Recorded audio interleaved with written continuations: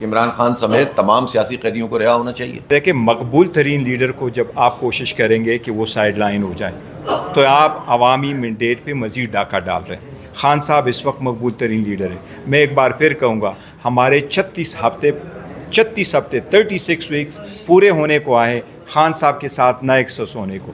اس موقع پہ میں ایک مطالبہ دوبارہ کروں گا، کل ہماری ملاقات کا دن ہے، فیملی کی ملاقات ہو، بشرا بی بی کی فیملی کی ملاقات ہو، خان صاحب کے علاج کے سلسلے میں ہو۔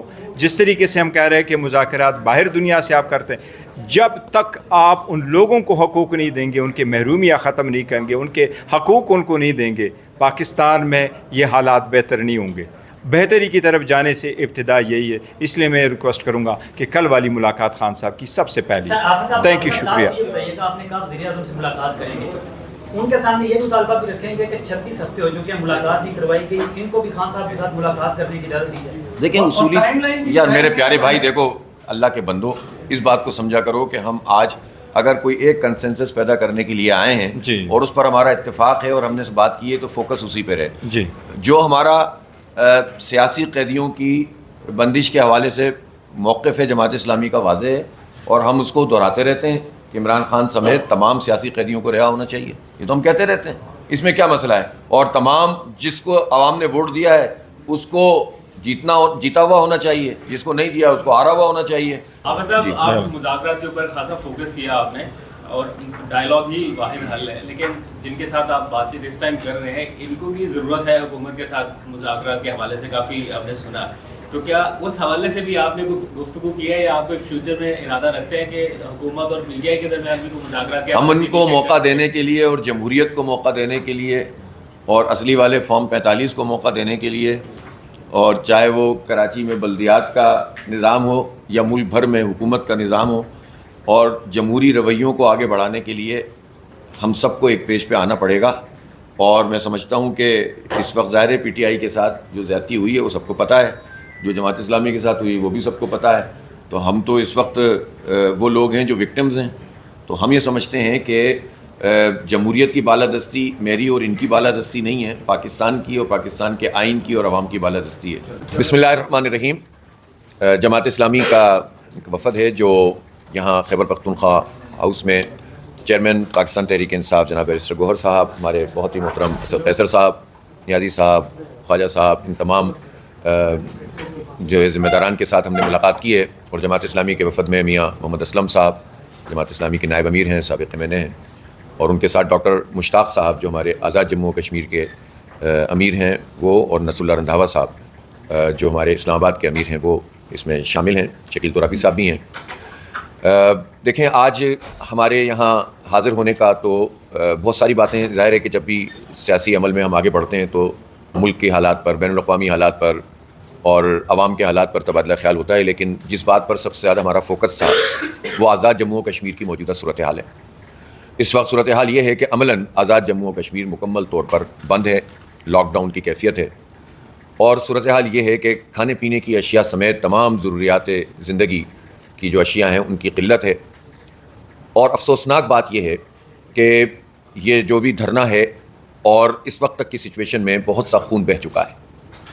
یہ پاکستان کے لیے، پاکستان کے عوام کے لیے آزاد جموں و کشمیر اور پورے جموں و کشمیر اور ان کے عوام کے لیے اچھی صورتحال نہیں ہے، بلکہ بہت خراب صورتحال ہے۔ اب ایک طریقہ تو یہ ہے کہ بلیم گیم کیا جائے، ایک طریقہ تو یہ ہے کہ حکومت اور اپوزیشن یا حکومت اور ایکشن کمیٹی کے حوالے سے رائے قائم کر کے سب و شتم کیا جائے، لیکن دوسرا طریقہ یہ ہے کہ جس سچویشن میں ہم پھنس چکے ہیں اس سچویشن میں راستہ نکالا جائے، اور راستہ نکالا جائے امن کے لیے اور خیر خواہی کے لیے، عوام کے لیے، اور جو ہمارا کاز ہے، ایک بہت بڑا کاز کہ ہم 80 سال سے اور اس سے بھی بہت پہلے سے جد و جہد کر رہے ہیں، خاص طور پر کشمیری عوام آزادی کی جد و جہد، اور اس کو جتنا نقصان اس پوری صورتحال سے ہو رہا ہے، اس میں یہ بہت ضروری ہے کہ جو سنجیدہ قوتیں ہیں وہ اپنا رول ادا کریں اور جلتی پر تیل چھڑکنے کے بجائے آگ بجھانے کی بات کریں، لوگوں کو ملانے کی بات کریں، اور جو جینون ایشوز ہیں عوام کے ان کو ایڈریس کریں۔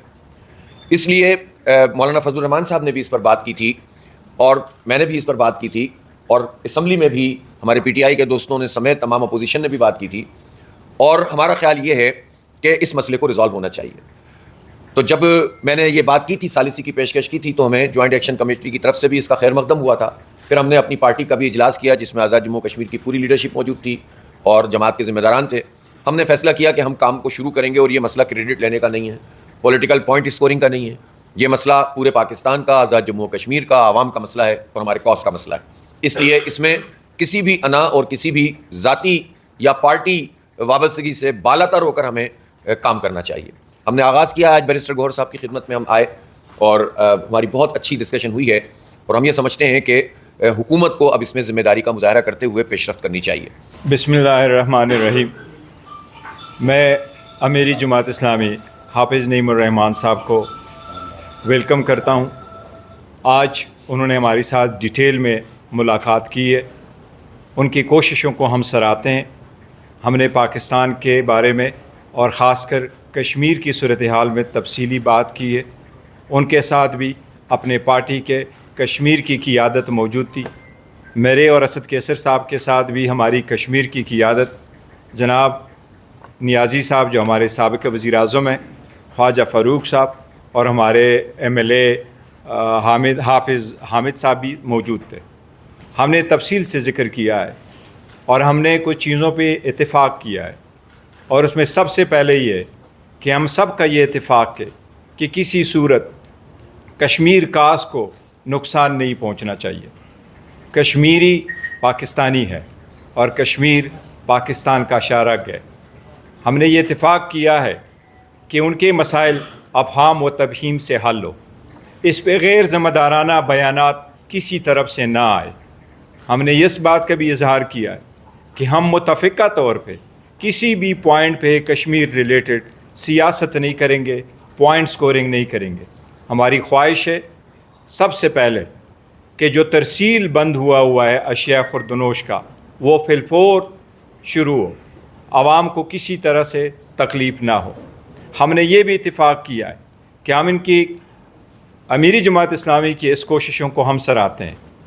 اچکزئی صاحب بھی کوشش کر رہے تھے، مولانا صاحب بھی کوشش کر رہے ہیں اور انشاءاللہ تعالی ہم سارے جو اپوزیشن پارٹیز ہیں ہم مشترکہ لائحہ عمل بنائیں گے اور ہم کوشش کریں گے کہ اس معاملے کو ابہام و تبہیم کے ذریعے سے حل کیا جائے. ڈائلاگ کو ایک موقع دیا جائے تاکہ اصل مسئلے کو ہم پہنچیں اور عوام کی جان و مال محفوظ ہو. انشاءاللہ تعالی یہ ہماری آج پہلی ملاقات ہے. ہم کوشش کریں گے. مجھے امید ہے انشاءاللہ کہ آج امیری جماعت اسلامی حافظ نعیم الرحمان صاحب کی 1-2 ملاقاتیں آج بھی ہو جائے گی. ہم بھی اپنی کوشش کر رہے ہیں. ہم نے پہلے بھی اس پہ کیٹیگریکلی اسٹیٹمنٹ دیا ہے کہ نیشنل ایکشن کمیٹی جو بنی ہے، joint action committee Azad Kashmir کی، وہ عوام پہ مشتمل ہے. میں نے جیسے کہا کہ ہر شہری آزاد کشمیر کا پاکستان کا شہری ہے، وہ ہمارے بھائی ہیں. ان کے درد دکھ میں جو ان کے مطالبات ہیں ہم ان کو جائز مانتے ہیں.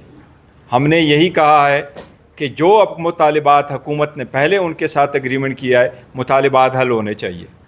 جو مطالبات ابھی حل کے طلبگار ہیں اس کے لیے جوائنٹ ایفرٹس ایسے ہونے چاہیے تاکہ کشمیر کاس کو بھی نقصان نہ پہنچے، عوام کی جان و مال کو بھی نقصان نہ پہنچے اور یہ مسئلہ سیاسی اور عوامی لحاظ سے بہتر انداز میں ہم اس کو حل کر سکے. ہمیں امید ہے انشاءاللہ تعالی آئندہ چند دنوں میں انشاءاللہ تعالی اس میں پیش رفت ہوگی. یہ ہمارے انشاءاللہ تعالی یہ کوششیں جاری رکھیں گے اور ہم انشاءاللہ تعالی اکٹھا یہ کوشش آگے بڑھاتے جائیں گے. جی بہت شکریہ.